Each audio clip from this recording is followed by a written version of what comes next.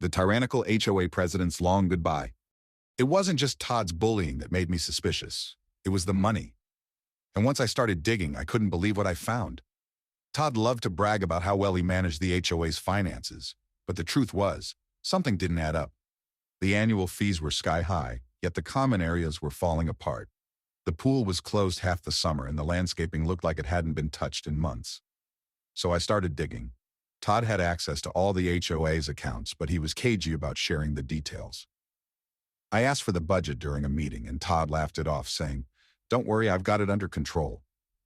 But I wasn't about to let it go.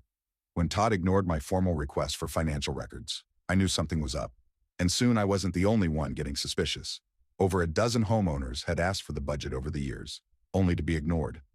One neighbor claimed Todd had used HOA funds to install a new patio at his own house, while another swore he'd seen Todd's kids at the community pool during its so-called maintenance closure.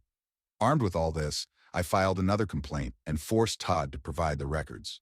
When he finally did, the documents were a mess. Invoices were missing, payments were mislabeled, and there were some bizarre charges, like a $15,000 landscaping fee paid to a company that didn't exist.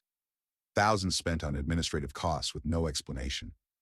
But the real shock came when I cross-referenced the HOA's bank statements with public records. That's when I found the smoking gun. Todd was funneling HOA funds into his own personal accounts. And it didn't stop there.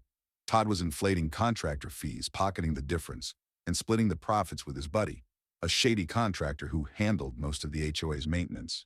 I compiled everything into a detailed report with spreadsheets, photos, and notarized statements from neighbors who had witnessed Todd's shady dealings firsthand.